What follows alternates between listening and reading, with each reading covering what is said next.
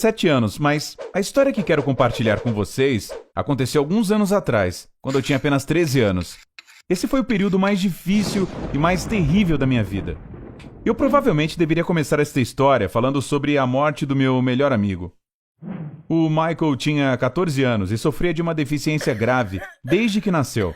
Ele tinha um sistema imunológico muito fraco, que era tão ruim que ele nem conseguia ir à escola. De fato, eu era a única pessoa da idade dele com quem ele podia falar. Não apenas éramos amigos, mas nossos pais também tinham um relacionamento muito próximo, já que morávamos lado a lado um com o outro. Alguns dos nossos vizinhos até achavam que éramos uma única família. Passávamos todos os feriados juntos e, muitas vezes, eu dormia na casa dele. Então, você sabe, nós éramos como irmãos. E, apesar de eu ter outros amigos da escola, ele era o amigo mais próximo que já tive na vida. Mesmo que todo mundo soubesse que o Michael iria morrer ainda criança, foi muito difícil de aceitar quando ele realmente se foi. Lembro que logo depois do funeral dele, enquanto nossos pais estavam ocupados com coisas de adultos, eu fugi para o quarto do Michael. Tudo estava exatamente igual a quando ele estava vivo. O Michael costumava se sentar perto da janela e olhar para a nossa rua, esperando que eu o visitasse depois da escola. Então eu apenas sentei e tentei lembrar cada detalhe da nossa amizade. Eu nem percebi que tinha adormecido, mas recordo que sonhei com Michael e ele estava ao meu lado, em seu quarto, e disse que estava feliz porque não sentia mais dor. E levei um segundo para perceber que já era a manhã seguinte, quando acordei em seu antigo quarto. Mais tarde, descobri que o pai de Michael tinha me encontrado, mas não quis me acordar. Eu não sei por que as pessoas dizem que a dor da perda passa com o tempo, porque isso não acontece. Cerca de um mês depois, os pais do Michael decidiram vender a casa e se mudar. Mas sabe o que era estranho? Eles pareciam não ser mais amigos dos meus pais. Quer dizer, eu sabia que eles estavam passando por muita dor, mas sempre achei que seria melhor ter alguém por perto nestes casos. Nós não passávamos mais as noites juntos no quintal, como costumávamos fazer. E nossos pais não discutiam mais sobre mais um jogo de futebol ou coisas desse tipo. Tentei perguntar para minha mãe o que estava acontecendo, mas ela só dizia que eu era jovem demais para entender. Lembro de uma vez quando meu pai estava no trabalho e minha mãe estava fazendo algo com as margaridas no jardim. E a mãe do Michael chegou. Aparentemente não havia ninguém além de mim na cozinha, então ela só veio, sentou por perto e começou a fazer algumas perguntas comuns sobre a escola e outras coisas. Por um segundo, senti como se nada tivesse mudado entre nossas duas famílias. Mas aí minha mãe nos viu conversando e ficou muito nervosa. Falou de uma maneira muito rude para a sua ex-melhor amiga nos deixar a sós. Então ela me disse para ir para o meu quarto e nunca mais falar com os pais do Michael. Eu estava totalmente confuso, mas decidi não discutir com ela. Para ser sincero, nunca tinha visto minha mãe tão furiosa antes. Alguns dias depois, já era tarde, eu já havia praticamente caído no sono quando ouvi algumas vozes lá embaixo. Parecia que meus pais estavam discutindo sobre algo em um sussurro alto, por assim dizer. Eu fiquei curioso e fui tentar descobrir o que estava acontecendo. Eu vi os meus pais e os do Michael, e todos pareciam estar preocupados e com raiva. Eu fiquei escondido perto da escada para tentar descobrir o motivo da discussão.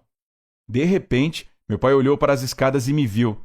Eu acredito que os 4 adultos tinham finalmente chegado à conclusão de que eu finalmente precisava saber, porque os pais do Michael tinham praticamente desaparecido, e então meus pais me convidaram para a cozinha. O que aconteceu a seguir mudou completamente a minha visão de tudo e todos que eu já tinha formado. Meus pais me disseram que há muitos anos a mãe do Michael tinha dado à luz outro menino. Ela e o marido já tinham um filho que estava doente e tentaram durante quase um ano criar os 2 filhos, mas logo começaram os problemas financeiros. Eles não sabiam o que fazer. Isso foi quando meus pais compraram uma casa ao lado da deles. Nossas 2 famílias se tornaram amigas e os pais de Michael descobriram que seus novos vizinhos não poderiam ter seus próprios bebês devido a alguns problemas médicos. Assim nasceu a ideia de que eles adotassem aquele outro filho.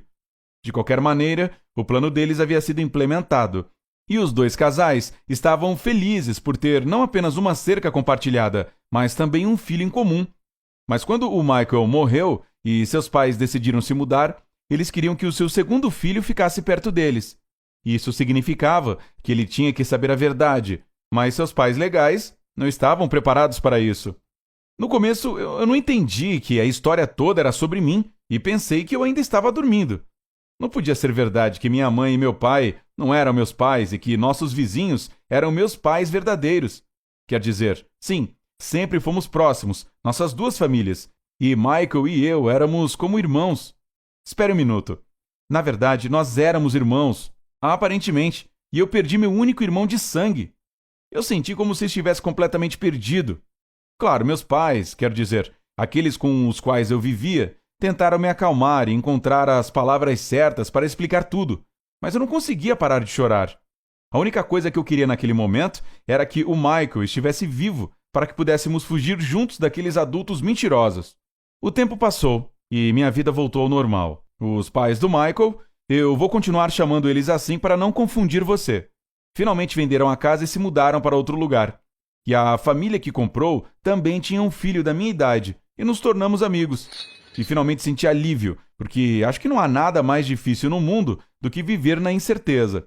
Eu conversei muito sobre tudo isso com minha mãe e meu pai desde então, e eles até me levaram a um psicólogo infantil por alguns meses. Para ser franco, se eu fosse eles, provavelmente teria feito a mesma coisa e teria tentado manter esse tipo de segredo pelo maior tempo possível. Não temos contato com os pais de Michael há anos, mas há 2 semanas recebi uma carta da Austrália. Era deles, e era a correspondência mais longa que eu já tinha visto na vida. Resumindo, ela incluía um pedido de desculpas para mim por tudo, e contava sobre a vida em Sydney e da depressão deles por causa do desentendimento com minha mãe e meu pai. E eles também gentilmente pediram que todos nós fôssemos visitá-los. Eles até prometeram comprar passagens para nós assim que a gente decidisse as datas. Então, agora estou arrumando minhas coisas para ir à Austrália por um mês inteiro. Quem sabe, minha próxima história aqui será sobre essa viagem. Vejo você em breve. Não se esqueça de clicar no botão